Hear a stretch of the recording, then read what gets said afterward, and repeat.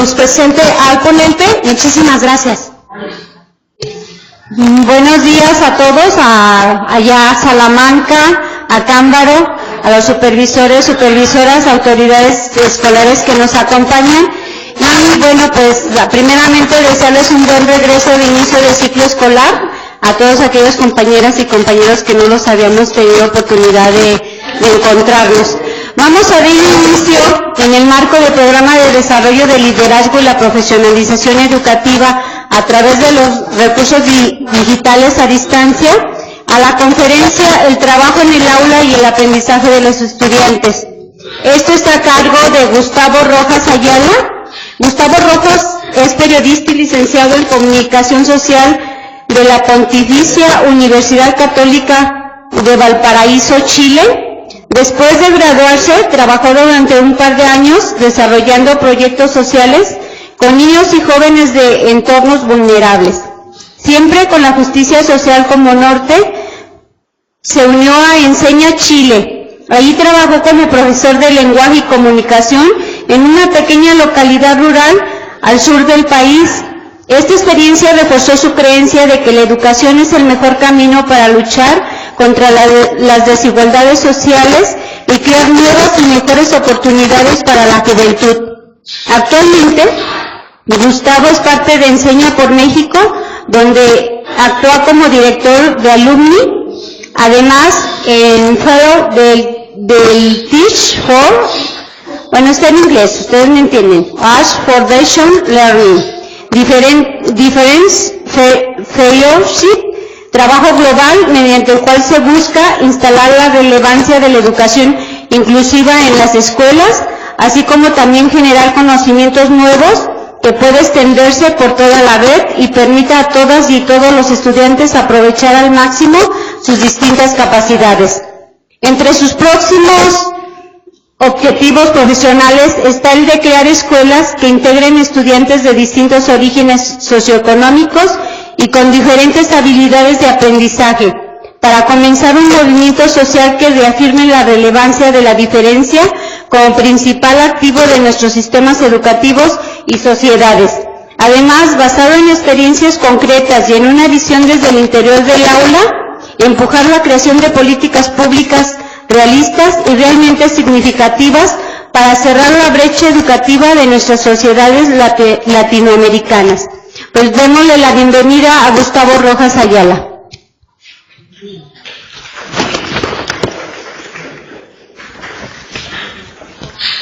Muchas gracias, maestro, por la presentación. Muy buenos días. Es para mí un gusto acompañarles el día de hoy nuevamente. Tuve la posibilidad de estar en Guanajuato hace largos meses, durante el mes de enero, y siempre es un gusto volver a trabajar con ustedes. El día de hoy, como mencionó Mariel, vamos a estar trabajando la conferencia sobre trabajo en el aula y aprendizaje de los estudiantes, y lo hacemos desde acá de Guanajuato por el problema técnico que tuvimos el día martes. Se nos fue la luz en medio de la conferencia y todo lo que se había grabado hasta el momento del corte, ya no se grabó, y solamente se grabó lo que pudimos volver a retomar después del corte de luz. Así que el día de hoy, además, vamos a estar grabando para poder compartir este material con los compañeros que nos acompañan a distancia. Para ir entrando en materia, vamos a revisar rápidamente los objetivos de no solamente esta conferencia, sino el módulo completo que ustedes van a poder encontrar disponibles en el manual del participante como número de sesión 15 en la página 203. Tanto en esta conferencia como en el taller están en la presentación de PowerPoint muy claras las referencias de dónde está la información, y vamos a ir trabajando con ambas para que puedan ir en algunos momentos acompañando la lectura. En esta conferencia lo más importante es que podamos concentrarnos en la conversación. No va a ser tan importante el manual del participante. En este documento, o para esta sesión, tenemos 4 objetivos que tienen que ver con cómo, primero, podemos comprender la relevancia que tiene la educación desde el punto de partida constitucional que tiene. Vamos a hablar muy rápidamente sobre el artículo 3º constitucional, y a partir de ahí vamos a partir un análisis de cómo esto termina llevándonos hasta el nivel de la sala de clases. Segundo, perspectiva sobre la calidad. Vamos a también pasar unos minutos compartiendo algunas perspectivas sobre qué vamos a entender por calidad cuando hablamos de los aprendizajes de los estudiantes. Tercero, no es una propuesta, es más bien un intento de propuesta, es una aproximación sobre cuáles son aquellas razones que nos alejan no solamente al sistema educativo mexicano, a los sistemas educativos en general, de la oportunidad de maximizar el aprendizaje de los estudiantes en cada salón. Y finalmente, revisar algunos conceptos, algunas herramientas que nos puedan ayudar a precisamente explorar cómo maximizar el aprendizaje de los estudiantes dentro de cada uno de nuestros salones. En la segunda diapositiva de la presentación, además, podemos encontrar una relación de cómo esta conferencia y sus temas se relacionan con, ya sea al nivel de director, de supervisor o de jefe de sector, con una de las dimensiones del proceso evaluativo que todos y todas tienen en algún momento que enfrentar. Y básicamente tiene que ver con el tema de la gestión, cómo desde nuestro rol como directores, desde nuestro rol como supervisores o como jefes de sector, facilitamos una gestión eficaz para que mejore el trabajo en el aula y por lo tanto los resultados educativos, ya sea de la escuela, del sector, etc. No voy a entrar en mucho detalle. Como ustedes saben, no solo existen los criterios como las niveles de dimensión y de parámetro, también están los indicadores y lo que en algún momento se sugiere es revisar ese documento porque es muy específico. Pero nada más queríamos partir haciendo esta relación entre qué utilidad tiene, además del impacto que se puede generar en las escuelas, que al final y en los estudiantes, que es el propósito de cada uno de estos talleres, pero también cómo esto nos ayuda a fortalecernos como directivos del sistema educativo nacional acá en Guanajuato para estos procesos de evaluación que también son parte importante de su trabajo. Entonces, sin más, vamos a comenzar con la conferencia magistral Trabajo en Aula y Aprendizaje de los Estudiantes. Crear y mantener una cultura de urgencia y compromiso con el alto rendimiento para todos los estudiantes. En el título de esta sesión ya hay varias palabras o ideas que son claves. La primera es trabajo en aula. Una de las cosas que vamos a estar explorando es cómo utilizamos la mayor cantidad de tiempo posible dentro del salón de clases para trabajo de los estudiantes. Y cómo a partir de esa cultura de trabajo creamos un compromiso con un aprendizaje de alto rendimiento para todos y todas nuestros alumnos. Entonces, para ir anclando esto al punto de partida legal, oficial, que tiene el sistema educativo, que tiene la búsqueda de prestar un servicio educativo de calidad, vamos a irnos al documento que precisamente lo rige, que es la Constitución. El artículo 3º constitucional señala que el Estado tiene la obligación de prestar un servicio educativo. ¿A quién? A todos y todas los niños, las niñas y jóvenes de la República. En el marco de las recientes reformas educativas y también de las anteriores, como por ejemplo haber transformado la educación media superior en parte de la educación obligatoria, existe este espíritu de a través de la educación ofrecer a cada uno de los ciudadanos que el día de mañana van a tener edad suficiente para votar, que van a ser responsables del desarrollo económico del país, la posibilidad de contar con un punto de partida que sea una educación de calidad.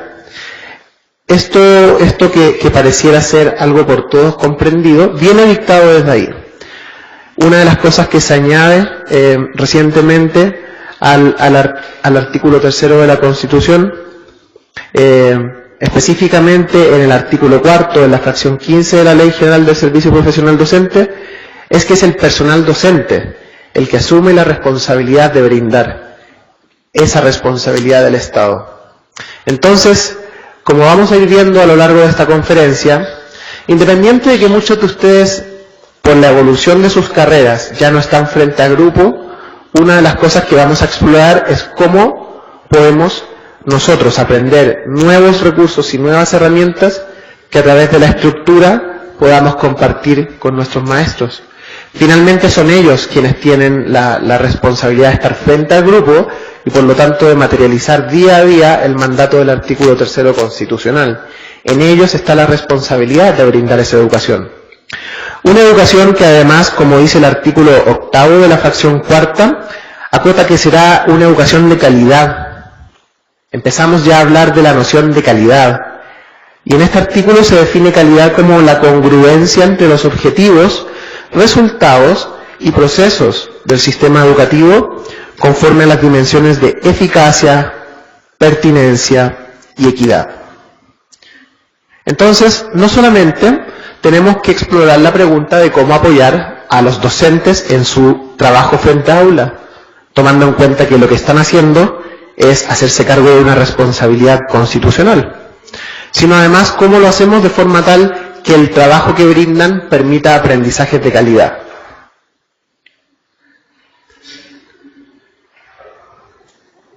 ¿Cómo apoyamos entonces a los maestros para cumplir con esta que es la responsabilidad de la escuela? No solo de la escuela, del sistema educativo nacional.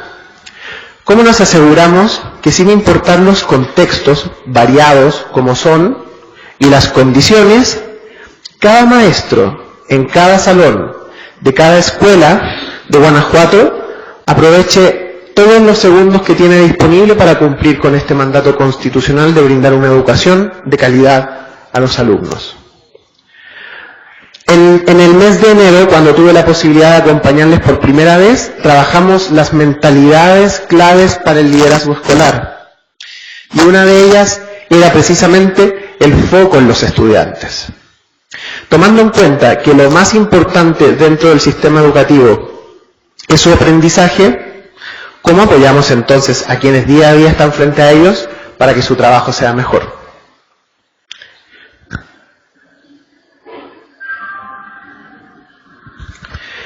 En esta búsqueda de una educación de calidad, pareciera ser que desde distintos organismos, desde distintas trincheras, se nos dan una serie de indicaciones sobre qué hacer para lograr una educación de calidad.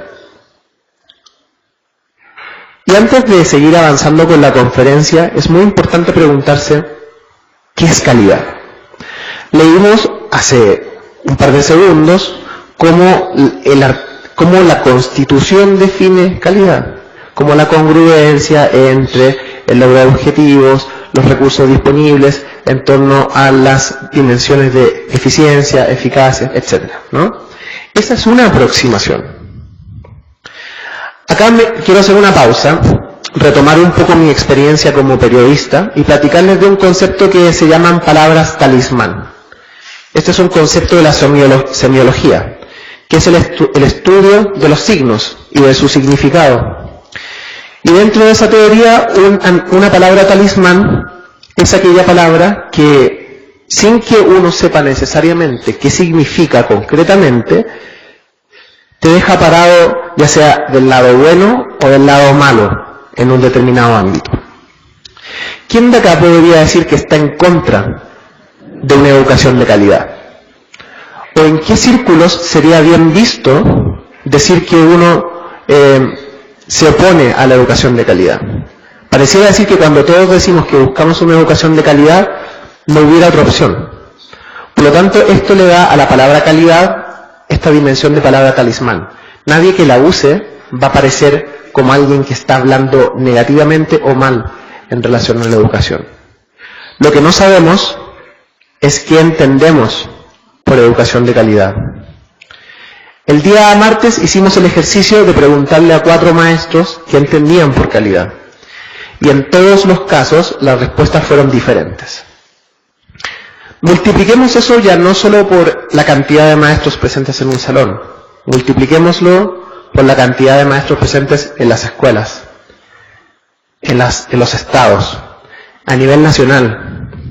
Ahora incluyamos dentro de esa búsqueda de una definición para calidad a los padres de familia o a los estudiantes mismos en un país de 130 millones de personas. No es que exista una sola definición de calidad.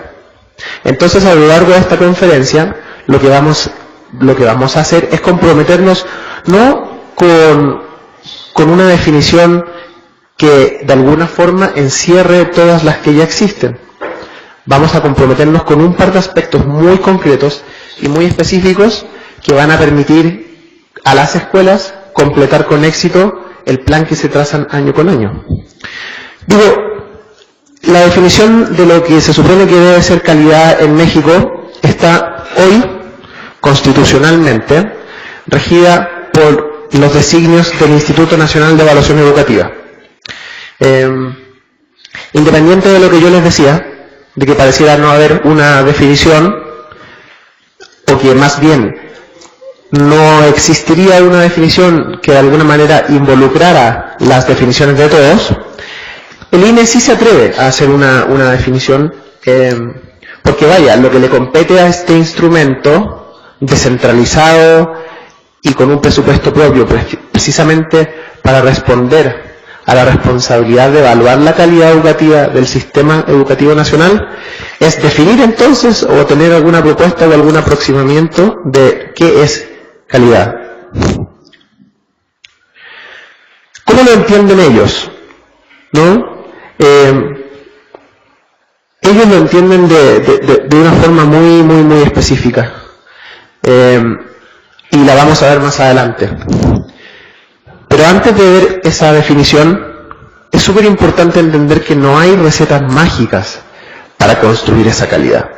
O sea, no importa cómo la definas, lo importante es cómo le enseñas a la gente a construir esa educación de calidad. Entonces, lo que vamos a ver a continuación no es más que una exposición de qué es lo que se nos dice desde las fuentes oficiales, qué es lo que dice el INE, qué es calidad, qué es lo que dice la SEP, qué es calidad, y a partir de eso voy a elegir un componente y nos vamos a enfocar en ese componente para el desarrollo de la propuesta de esta sesión. En la Constitución se nos recuerda que se entenderá por calidad la congruencia entre los objetivos, resultados y procesos del sistema educativo conforme a las dimensiones de eficacia, eficiencia, pertinencia y equidad. Eso ya lo veíamos al principio, ¿verdad? Cuando me encontré con esta definición, una de las primeras dudas que tuve fue como, bueno, ¿pero qué vamos a entender por eficacia? ¿Qué vamos a entender por eficiencia?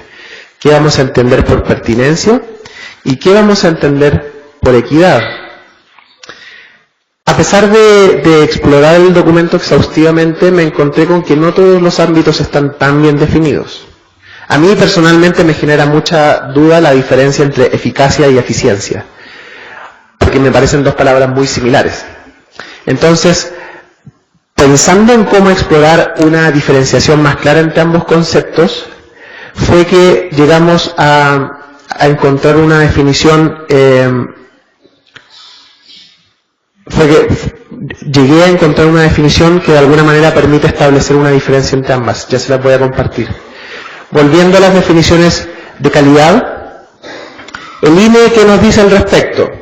Y esto es bien interesante, porque por una parte acabamos de ver la definición de calidad de la Constitución. La que tenemos acá es la del Instituto Nacional de Evaluación Educativa. Y dice que se entenderá por calidad la congruencia, ahí tenemos algo en común. No, perdón, esta es la Constitución. Aquí sí tenemos la del INE. Que los alumnos puedan adquirir las habilidades, destrezas y conocimientos como resultado de la experiencia, la instrucción o la observación. Esta definición de calidad no tiene nada que ver con la de la Constitución. Entonces, estamos en una situación dentro del sistema educativo nacional muy compleja. Por una parte tenemos la Carta Magna, que dicta nuestras obligaciones constitucionales, que nos dice que la calidad es la congruencia entre los procesos, las herramientas, los recursos y los objetivos que nos planteamos. Y por otra parte tenemos un Instituto Nacional de Evaluación Educativa que nos dice que la calidad es lo que aprendan los alumnos. La Constitución nos habla de lo que ocurre a nivel del sistema. El Instituto Nacional de Educación Evaluativa nos dice qué es calidad a partir de los alumnos. Bien interesante, hablando en una sesión que precisamente parte de la premisa de cómo brindamos una educación de calidad, es bien importante visualizar estas diferencias, porque el trabajo que hacemos se adscribe dentro del marco donde ambas instituciones son importantes. Por una parte lo que se dicta en la ley y por otra parte lo que el Instituto Nacional de Evaluación Educativa nos va a decir. Entonces, ¿cómo encontramos algo en el medio? ¿Cómo encontramos algo entre ambas cosas? Porque si hay algo que es claro, es que la búsqueda de una educación de calidad es muy diversa. No solamente tenemos dos entes que nos dan dos definiciones completamente diferentes de calidad, también tenemos escuelas, comunidades, estados que, debido a sus distintas características, debido a su distinto contexto, llevan no solamente a cabo una búsqueda muy diferente en los esfuerzos que realizan, en los procesos, en los objetivos que se plantean, como lo definía la Constitución, o bien como lo define el INE, no solo brindan a sus estudiantes habilidades y capacidades de acuerdo a su contexto, sino que también entienden de forma muy diferente qué es calidad.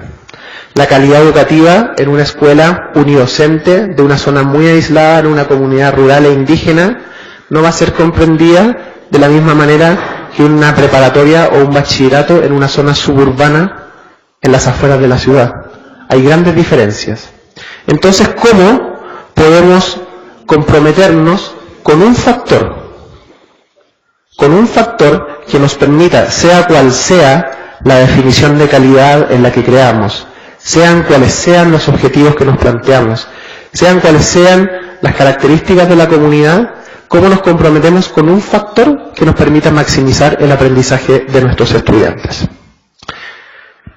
Nuevamente, ¿qué dice la SEP ahora? Ya revisamos lo que decía la Constitución, pero ¿qué nos dice la Secretaría de Educación Pública?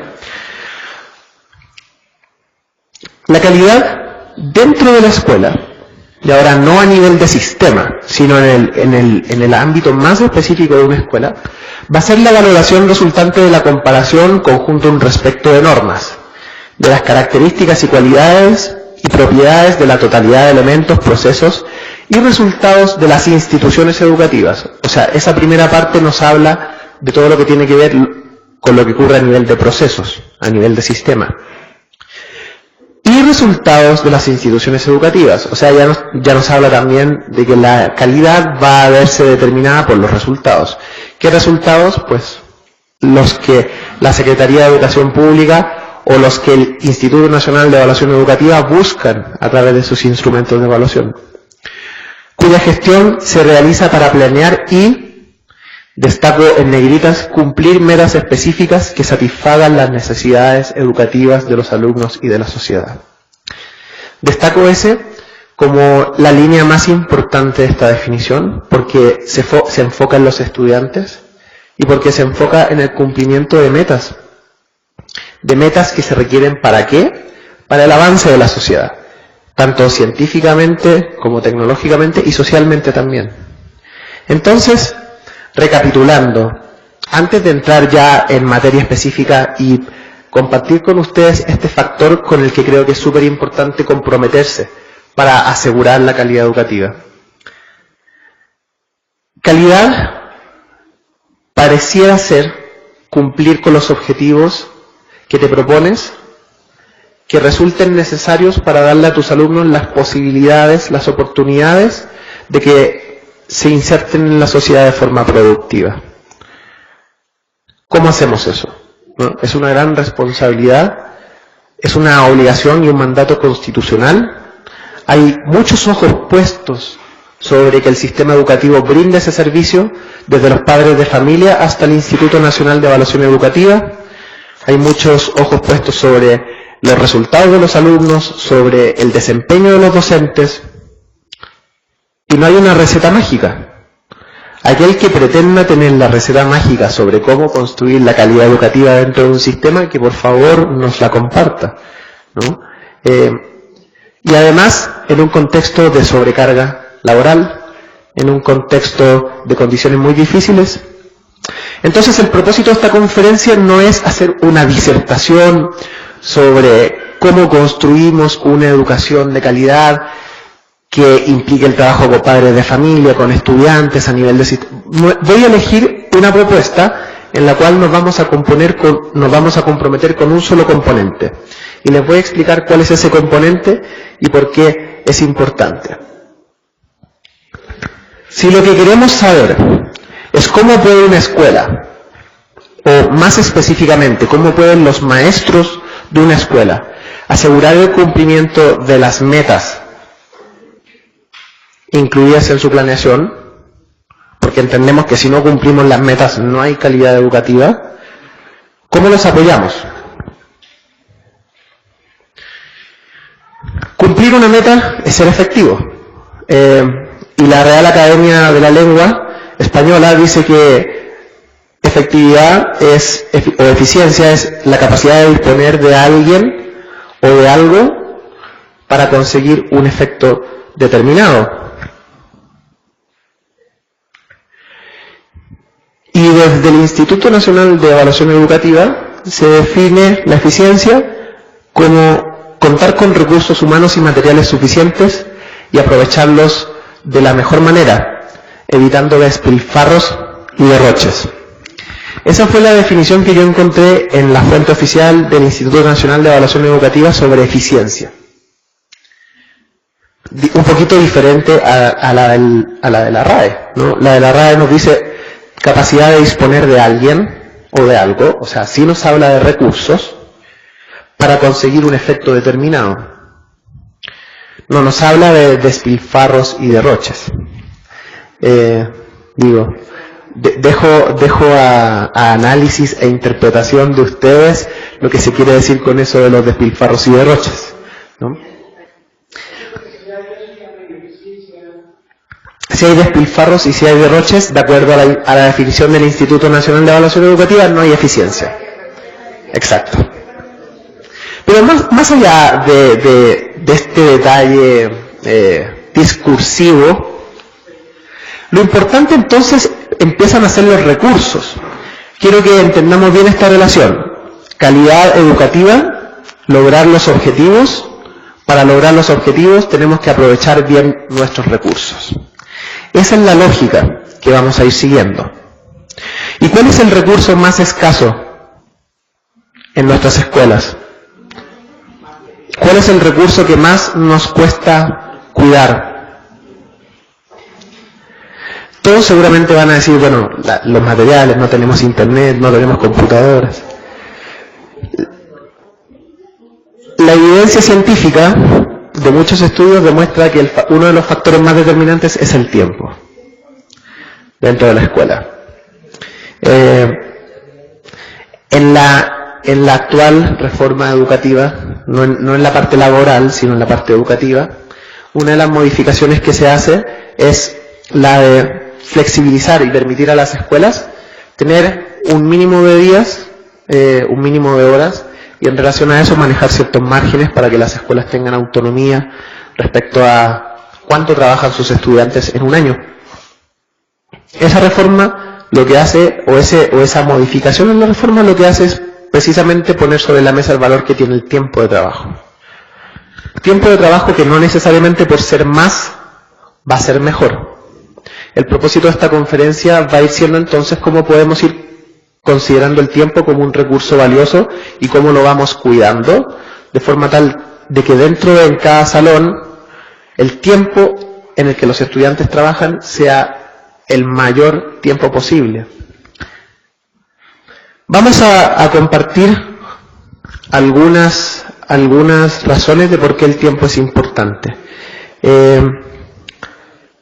Y no es que no exista desde la perspectiva oficial, como, digamos, no es que el tiempo no sea una prioridad, ¿verdad? Los consejos escolares y de zona para la mejora de la calidad educativa en México abordan, por ejemplo, la temática del tiempo, ¿no? y la abordan a través de la responsabilidad de garantizar la normalidad mínima escolar. La razón por la cual se hace eso es porque se entiende que si no se trabaja un mínimo de días, no se van a poder lograr los objetivos, ¿no? Entonces, las escuelas, ¿qué tienen que hacer? Asegurar que se brinden el servicio educativo todos los días establecidos en el calendario escolar, que dispongan de maestros todos los días del ciclo escolar y que estos inicien puntualmente sus actividades, que todos los alumnos asistan de manera puntual, que la totalidad del tiempo escolar se ocupe fundamentalmente en actividades de aprendizaje y que todos los alumnos consoliden de acuerdo a su ritmo de aprendizaje su nivel de lectura y de habilidades de pensamiento matemático. Entonces son 5 responsabilidades que van de alguna forma relacionadas a garantizar la normalidad mínima escolar. Entonces, es importante hacernos la pregunta, ¿cuáles de estos 5 requisitos anteriormente mencionados se cumplen a cabalidad en nuestras escuelas? Yo tenía la posibilidad el día martes de platicar durante el desayuno. Maestra, ¿cuál es su nombre? Con la maestra Dolores, quien muy transparentemente expuso los retos a los que se enfrentan, por ejemplo, quienes están a cargo de zonas escolares. Escuelas que tienen maestros que llegan a reemplazar a maestros que por distintos motivos se van, se les asignan docentes que llegan a cubrir horas que ya están cubiertas. Luego hay escuelas donde no hay ningún maestro y no se asigna a nadie. O se asignan maestros en primaria que son del nivel de preescolar. El sistema está lleno de estas contradicciones. Entonces, vamos a hacer el esfuerzo de enfocarnos en aquello que podemos controlar. Si nosotros nos vamos a la diapositiva anterior, son 5 grandes responsabilidades. Asegurar que las escuelas brinden el servicio educativo todos los días establecidos en el calendario escolar es algo que yo sé que a ustedes, directores, supervisores y jefes de zona, no les compete. No tienen ustedes el poder en sus manos 100% de asegurar eso. Mucho menos que se dispongan de maestros todos los días del ciclo escolar. Son cuestiones sistémicas. Entonces, como yo no le estoy dando una conferencia al sistema, sino a personas que tienen un campo de acción muy determinado, lo que quiero compartir con lo que quiero compartir con ustedes es algo que sé que van a poder compartir con los maestros. ¿Sí? Es bien importante comunicar eso. Entonces, más allá de cuántos de los 5 requisitos se cumplen o no, queremos comprometernos con esta pregunta. ¿Cuántas de todas las oportunidades de aprendizaje que las escuelas deben poner a disposición de los estudiantes a diario estamos realmente aprovechando? Salgámonos un poquito del contexto mexicano, vámonos un poquito al contexto centroamericano, que de todas formas sirve para reflejar muchas cosas de las que ocurren en México. Un estudio de USAID realizado en Guatemala logró identificar todos estos factores como los factores influyentes en el bajo logro educativo y por lo tanto en la baja calidad educativa del sistema en Guatemala. Y nuevamente nos encontramos con muchas variables que no necesariamente podemos controlar. Porcentaje de días que la escuela está abierta. Si no tenemos un director y docentes en la escuela, ¿cómo aseguramos que la escuela va a estar abierta? Eso no lo podemos controlar. Porcentaje de asistencia a los maestros, porcentaje de asistencia a estudiantes. Es una larga lista. Porcentaje total de horas del día usado en actividades de aprendizaje.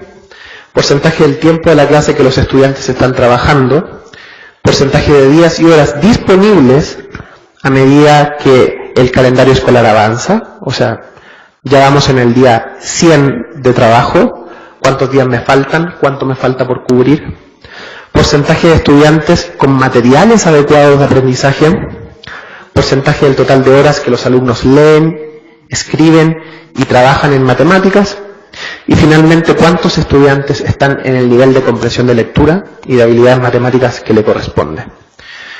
Si tú eres una persona que intenta determinar cuál es la calidad educativa de un determinado sistema educativo, haces estas preguntas.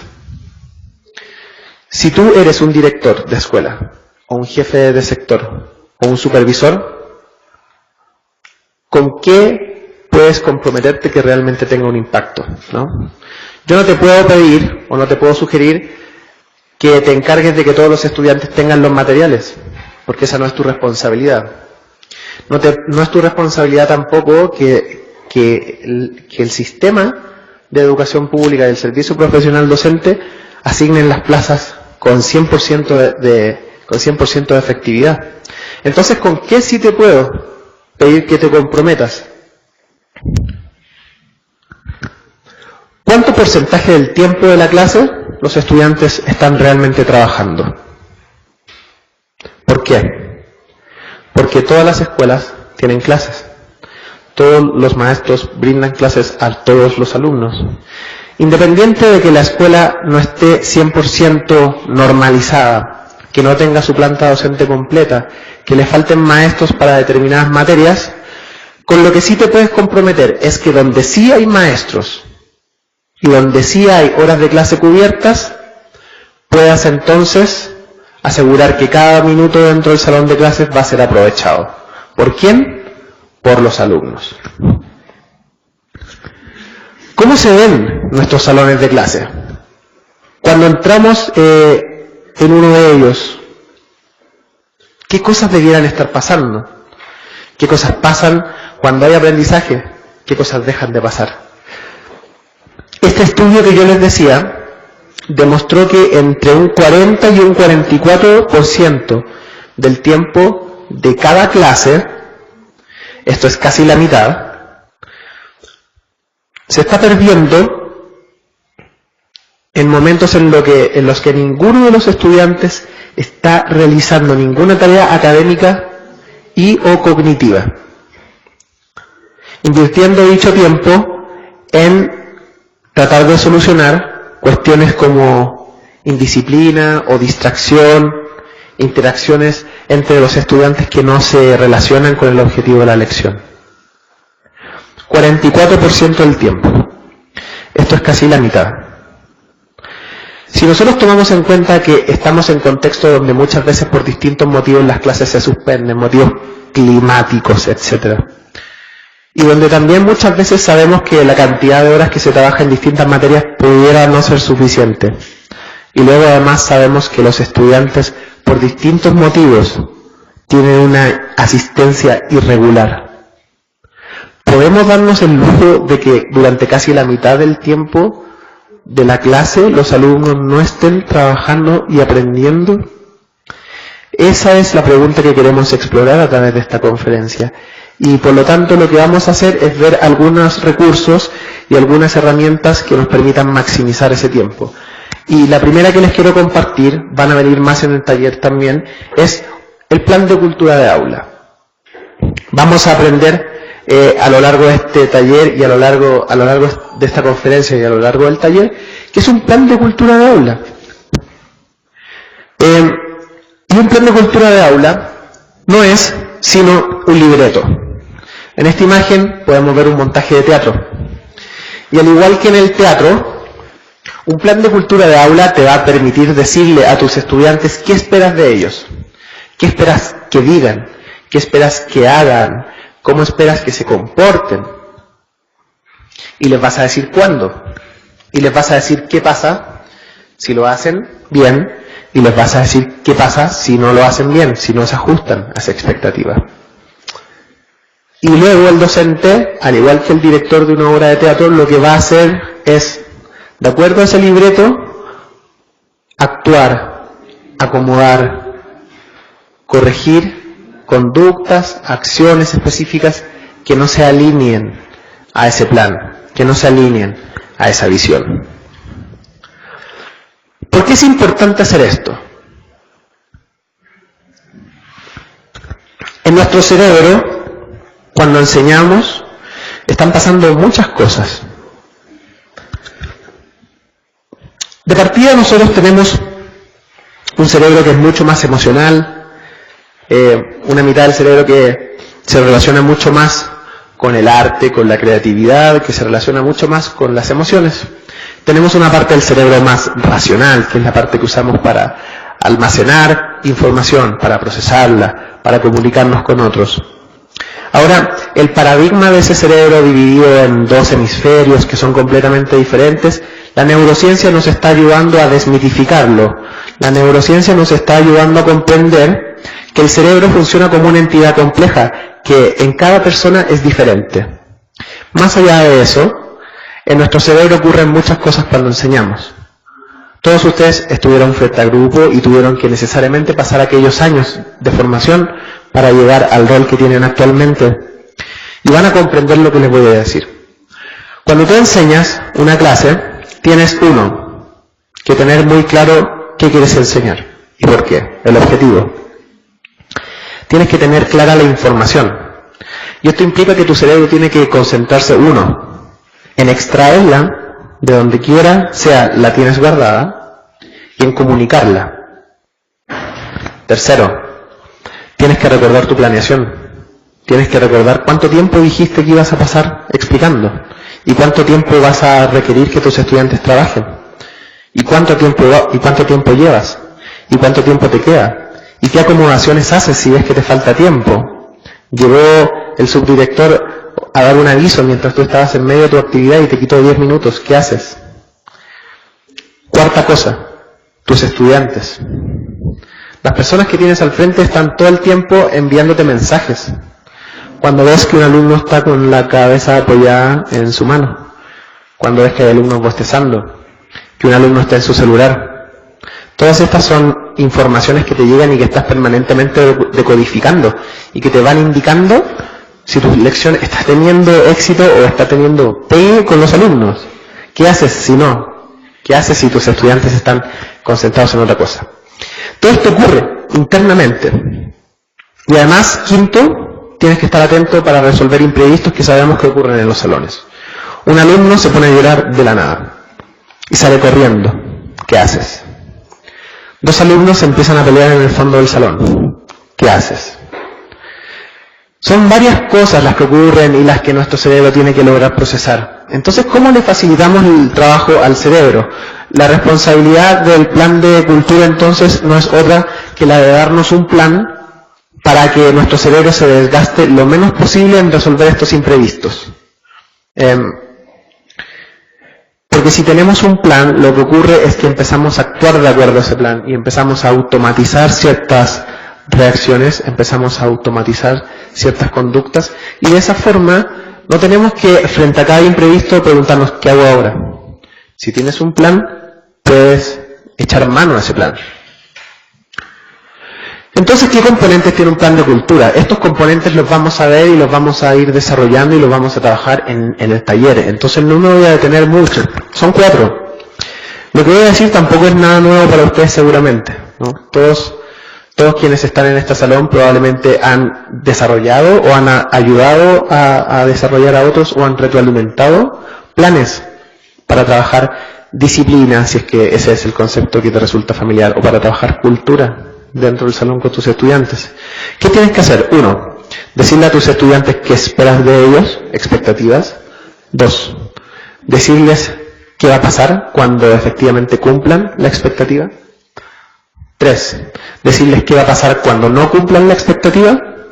Y 4, decirles cómo vas a hacer para llevar seguimiento de estas acciones.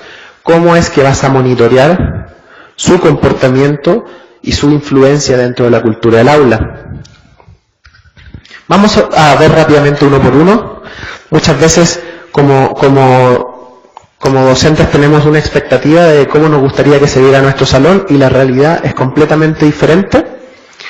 ¿Cómo comunicamos entonces? A través de expectativas, donde yo relate en positivo qué es lo que quiero que mis estudiantes estén haciendo. No en prohibiciones. Cuando tú le dices a un adolescente o a un joven, está prohibido hacer esto, ¿qué es lo que va a pasar? Lo va a hacer. Porque no les gusta que les digan lo que no pueden hacer. Les gusta que les pongas retos, ¿verdad? Entonces es muy distinto poner la expectativa de que cada estudiante en el salón logre entregar todos los días las tareas que le corresponden a tiempo, a decirles que está prohibido copiar o que está prohibido bajar la tarea textualmente de internet. Es un mecanismo psicológico muy básico, pero que cambia mucho las condiciones. Lo siguiente, reconocimiento positivo.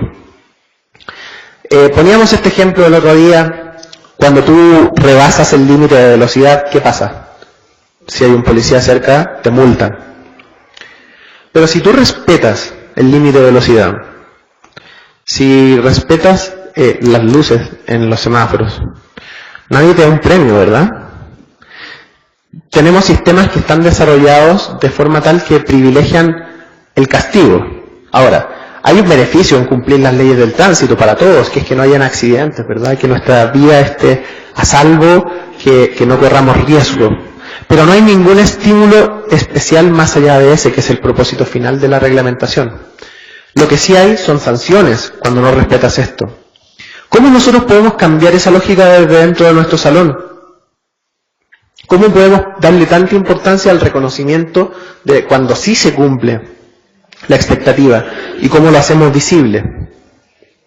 Claro, tampoco podemos enfocarnos solo en reconocer lo positivo. Lo negativo, cuando no se cumple nuestra expectativa, si nosotros no hacemos un reconocimiento abierto de eso, si no decimos explícitamente, esta no es la expectativa es esta, nuestros estudiantes no van a saber que lo que están haciendo no se alinea a esa expectativa, 1, y 2, esta va a ser un tipo de comportamiento o un tipo de acción que se va a transformar en algo frecuente.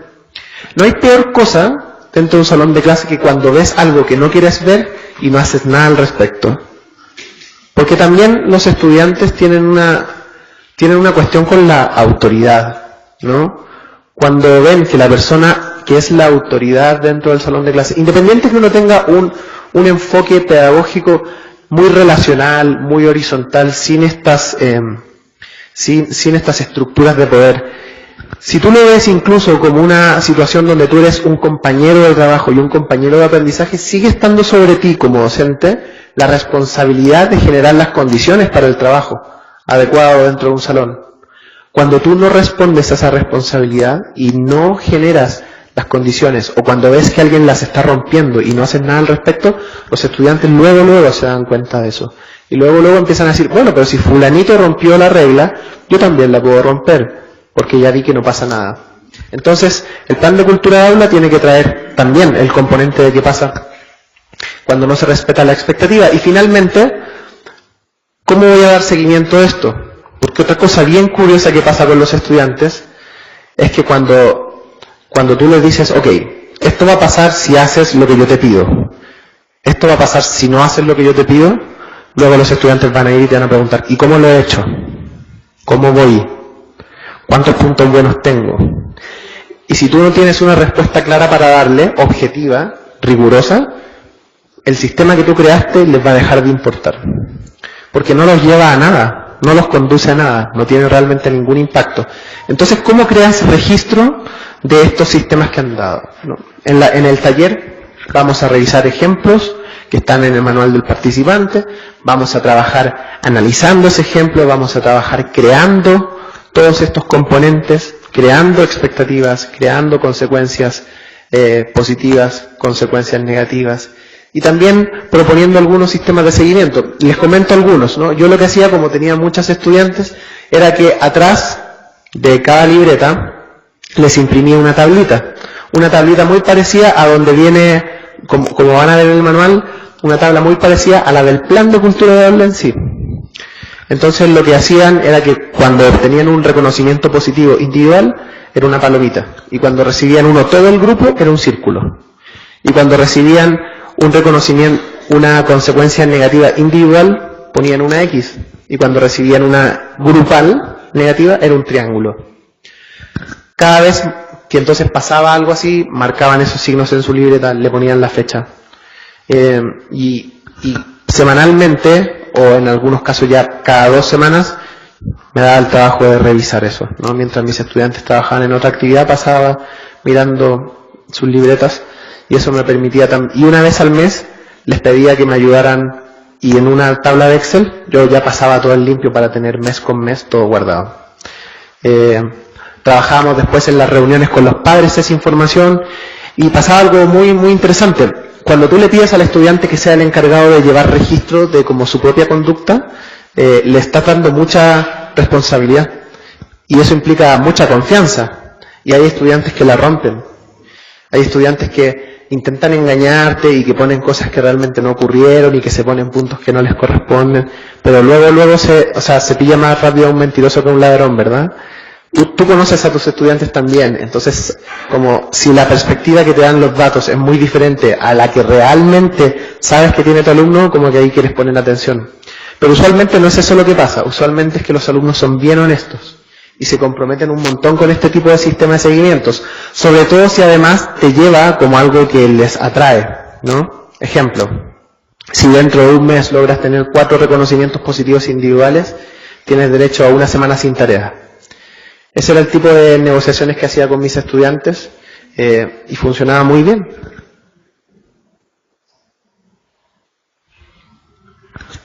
Ahora, crear un plan de cultura de aula no es lo único. Existen también otra serie de recomendaciones sobre cómo crear una cultura positiva en una sala de clases. No quiero que se mire como que les estoy proponiendo hacer un plan para que si ustedes dicen A, los alumnos hagan B y de esa manera el resultado sea C. Esa perspectiva es muy básica, ¿no? Muy, digamos, causa-efecto ya es un paradigma que en el mundo complejo de hoy está quedando obsoleto. Hoy sabemos que son muchos los factores que están influyendo dentro de un salón de clase. Muchos no podemos controlar, nuestros estudiantes viven vidas muy complejas, muy difíciles. Como docentes también tenemos muchos problemas cotidianos que nos sacan del foco de nuestro trabajo. El plan de cultura de aula es una herramienta, no es una filosofía educativa, no es un paradigma educativo. Es una herramienta para poder poner cierto tipo de procesos que te permitan maximizar el tiempo. Porque si el estudiante ya sabe que lo que está haciendo no le corresponde, tú solamente con un gesto le puedes hacer que se dé cuenta de eso y no tienes que perder 10 minutos corrigiéndolo, ¿no? Pero es solo un enfoque. Este es otro enfoque. Es el enfoque que propone un libro que se llama Escuelas para todos los tipos de mentes. Si ustedes quieren obtener más información sobre ese libro, pueden encontrarla en la bibliografía de esta sesión. Y este libro lo que dice es que, por ejemplo, también como docente, lo que puedes hacer para que tu cultura dentro del salón sea mejor es inspirar optimismo frente a materias que usualmente son mal valoradas por los alumnos. ¿Cómo le metes a la matemática un mensaje optimista de que le va a servir al alumno, de que le puede gustar?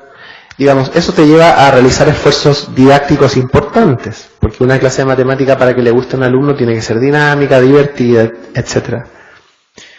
¿Cómo descubres y valoras los distintos perfiles de aprendizaje que tienen los alumnos?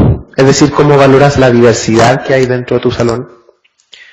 ¿Cómo eliminas de tu trabajo dentro del salón de clases la humillación, la culpa, la estigmatización de estudiantes que de pronto sencillamente parecen no encajar con tu expectativa? ¿Y cómo los mantienes activos? ¿Cómo les das el protagonismo? ¿Cómo los inspiras para el éxito? ¿Y cómo tienes rutinas que se repiten todos los días? Estas cosas vamos a verlas también en 2 herramientas que vamos a compartir en el taller. Una de esas herramientas es una serie de estrategias se llaman técnicas no invasivas de cultura de aula, que lo que hacen es darle herramientas al docente para que no se enfrasque en enfrentamientos con los estudiantes y para que su control del comportamiento de los alumnos sea muy fácil de llevar, sea muy positivo, sea que siempre esté cuidando lo que ocurre dentro del salón y que no se convierta como en un ambiente de enfrentamiento. Sobre todo lo que queremos evitar es eso, esa cultura de enfrentamiento y esa cultura de discusión y esa cultura de engancharse en pleitos que muchas veces nos quitan demasiado tiempo dentro del salón de clases. Entonces, creo, Mariel, ya estamos en el tiempo, ¿verdad? Sí. Entonces, en el taller vamos a tener, la posibilidad de revisar juntos un plan de cultura de aula, leerlo, analizarlo. Vamos a tener también la posibilidad de poner ciertas partes, de ensayar cómo crear una expectativa, cómo crear unas consecuencias, porque en esa sesión vamos a ir viendo, no se trata de crear consecuencias por crearlas. Un alumno no puede llegar sin tarea y tú pedirle que salga a dar 5 vueltas alrededor de la escuela. No, una consecuencia no tiene nada que ver con la falta, ¿verdad? ¿Cómo afinamos eso? Luego vamos a tener un bloque en el cual vamos a repasar estas recomendaciones. Las vamos a ir repasando con un poquito más de detalle, ¿sí? ¿A qué nos referimos cuando hablamos de esto? Y vamos a cerrar la sesión con una parte muy práctica, donde vamos a usar estrategias para que se logren cumplir estos criterios, que son 4 estrategias de control no invasivo de aula, donde vamos a practicar. Aquí les voy a pedir, por ejemplo, que pasen adelante. Yo les voy a modelar cómo se ejecutan las estrategias dentro del aula, y también les vamos a pedir a algunos de ustedes que las practiquen en un juego de roles que va a estar bien dinámico, para que luego esa información sea compartida. Porque, para cerrar, quiero plantearle la pregunta de cómo un plan de cultura de aula me hace a mí un mejor líder, ¿no? Un líder que, como les decía hace un rato, yo sé que ustedes no están frente a grupo. Esta herramienta, o estas herramientas, son herramientas que se usan dentro del ambiente de una lección, de una clase, en un salón. Entonces, quiero retomar este mensaje que les compartí hace un rato. Sé que en ustedes sobrecaen un montón de responsabilidades administrativas, y sé que también hay mucho en su plato que ustedes no pueden controlar. Les toca lidiar con situaciones que están fuera de su control. ¿Dónde creo que sí pueden tener una ventana de oportunidad? En ayudarle a los maestros, entregándoles luego estas herramientas para que ellos las puedan aplicar en el trabajo con sus estudiantes en cada clase. Porque ahí es donde se juega la calidad educativa que ofrecemos como Secretaría de Educación Pública de Guanajuato. En la sala, en los minutos que hay entre el inicio y el fin de una lección. ¿Cómo nos comprometemos con eso? Creo que nadie quiere ver esto en los salones, ¿no? De partida no queremos ver salones vacíos, sin estudiantes. Queremos que estén en nuestros salones, que se queden en el sistema. Pero sobre todo no queremos ver salones donde no pase nada. No queremos ver salones donde el tiempo de clases no se use efectivamente. Entonces, mi expectativa es que todo lo que aprendamos en el taller, ojalá podamos hacerlo llegar a los maestros. Afortunadamente, en la planeación, en la calendarización del año escolar que recién comienza, van a tener algunos puntos de encuentro con ellos. Si no es directamente con los maestros, que sea con los directores. Pero por favor, lo que les pido es que puedan compartir sus aprendizajes, porque un aprendizaje que no se comparte es un aprendizaje que no trasciende. Su rol dentro de la transformación de la calidad educativa que se ofrece aquí en Guanajuato tiene muchos retos y les ofrece muchos desafíos. Por lo tanto, yo también en el diseño de esta conferencia y de la sesión quise ser muy realista. Como yo los acompañé en enero, y más o menos he ido acompañando el desarrollo de este programa de formación, sé que no les podemos pedir muchas cosas, porque están súper ocupados. Y sé que tampoco les podemos pedir cosas que no les sirvan. Entonces, ojalá las herramientas que trabajemos durante el taller sean herramientas que ustedes de verdad puedan rápidamente agarrar y fácilmente compartir con los maestros, hacerles llegar hasta ese nivel, porque les vuelvo a insistir para cerrar. En la sala de clases, durante los 50 minutos que dura una lección, es ahí donde se juega la calidad educativa que tenemos que ofrecer. Muchas gracias.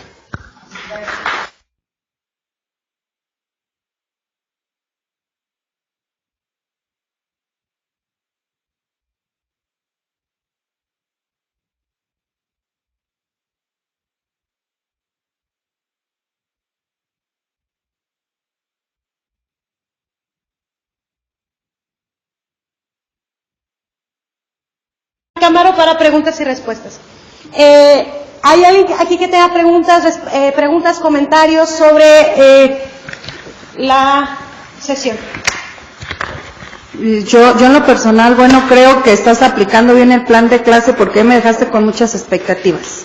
que si bien es cierto que son temas que ya hemos visto y bueno, me hace recordar lo que estamos haciendo, lo que debemos de hacer, a mí me dejaste así como que nada más con ganas de lo que vamos a hacer, porque mencionaste muchas cosas, vamos a hacer esto, creo que en la práctica ya aplicaste lo del plan. Tengo expectativas por lo que nos mencionaste que vamos a trabajar, y también nada más hacer la aclaración que si bien es cierto está enfocado a los alumnos porque son lo principal, es a donde queremos lograr, yo le estaba dando así como que una vueltecita para aplicarlo con los directores.